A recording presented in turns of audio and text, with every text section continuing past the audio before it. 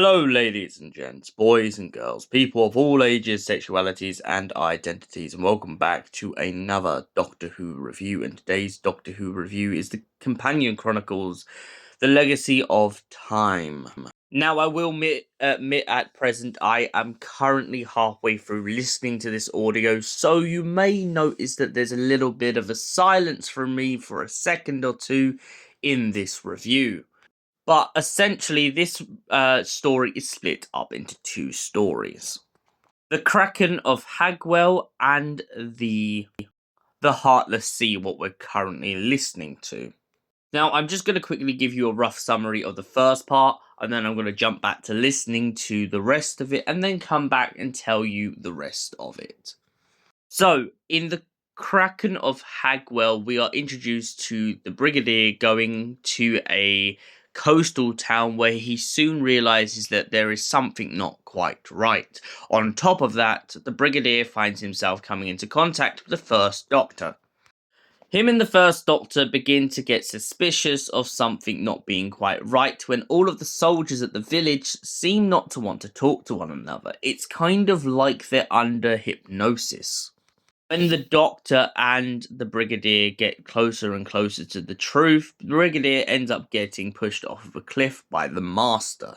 The Doctor, however, soon becomes very, very astute about the fact that the Kraken that seems to have climbed up the cliff wasn't intending to attack the village at all.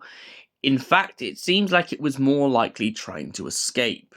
The Doctor and the Brigadier then learn from an old legend that it turns out that the people of the village had been taking the blood of the Kraken to control people.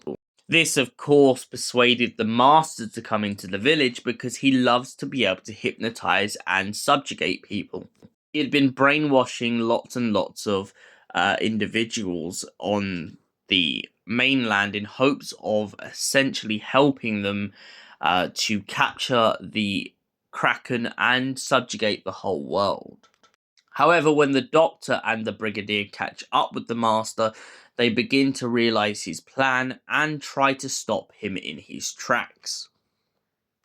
After defeating the Master, the Doctor returns back to his TARDIS to discover his future self, played by David Tennant, to be essentially calling him to arms because something is going awry. It seems that the Doctor's presence is wanted, and so he needs to leave the Brigadier behind.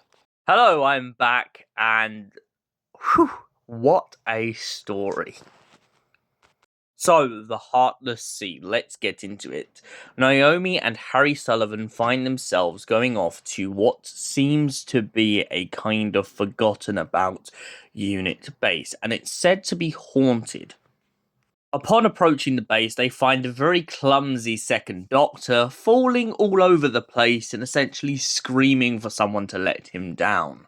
Now, Naomi and Harry, for knowing the Doctor's future / past / all over the place with his timeline, are very worried about telling him any information that may give away their stance and relationship with him.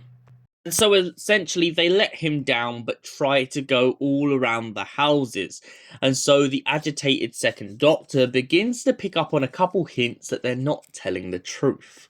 The first of all of these hints being the fact that they seem to know that the Doctor has multiple faces, and this being on record begins to make the Doctor suspect that they had some prior knowledge about unit history with him.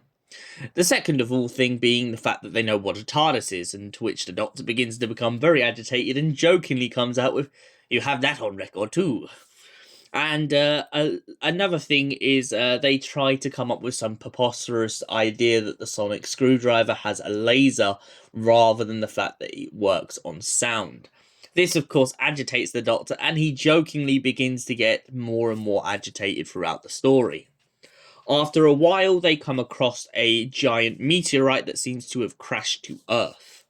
This meteorite, of course, has a lot of repercussions on what's about to happen next, as the group find themselves mysteriously transported to a wave of seas on an alien world. Luckily for them, Harry Sullivan used to be in the Navy, and so he has some very good prior knowledge of how to build a raft. They all end up on a raft, but the Doctor seems to get speared through the heart by the ocean itself, and this causes them to go into a ruckus. The Doctor then seems to begin to regenerate, which begins to make them very afraid that he's going to change. However, it seems that he wasn't damaged too much, as he doesn't regenerate at all. Instead, he ends up frozen in ice temporarily for the rest of the story. Well, I say the rest of the story for most of it. Naomi then finds her way back to the old warehouse and believes that she has found the Doctor, although she finds herself confused in how the Doctor's there, yet Harry is still on the alien planet. It turns out that they have opened a connection, meaning that the ocean itself can now leave its domain and come into their world. After Naomi soon realizes the Doctor she's standing with is a duplicate, she begins to become very agitated and annoyed. Mostly because of the fact that she's been tricked, and honestly because of the fact that she is alone and Harry's not with her. Now, throughout the course of this story, Naomi has been having a little bit of narration going on as she begins to tell her story to what she believes to be a therapist. What she doesn't realise until later on is the fact that this therapist is, of course, the First Doctor. The Doctor lets her pour her heart out to just kind of soften the blow of what's been happening. Then going back to the story itself, it turns out that the Second Doctor and Harry Sullivan are saved by the 10th Doctor, who decides to materialise above them and save them from an ocean planet. Meanwhile, back in the base, Naomi begins to pass out after realising what's happened and not realising the extent of what's going on. She then later wakes up in bed to find herself pouring her heart out to the First Doctor, and then when the First Doctor reveals himself, it agitates her even further. After that, Harry then explains to her the fact that there's been 3 Doctors now. Not only is there the future Doctor, the Second Doctor, and the First Doctor, but there are other Doctors out there as well, waiting for them in the wings, waiting for them to go and help save the universe. Harry and Naomi begin to laugh about this, pointing out the fact that it's nice to have a backseater for once, as their job doesn't give them much time to think.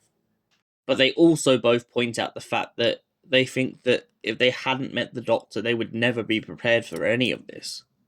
Time travel, the mysteries, the ghosts, all of it really has helped them have an open mind about the world, and that is what they share as a special bond.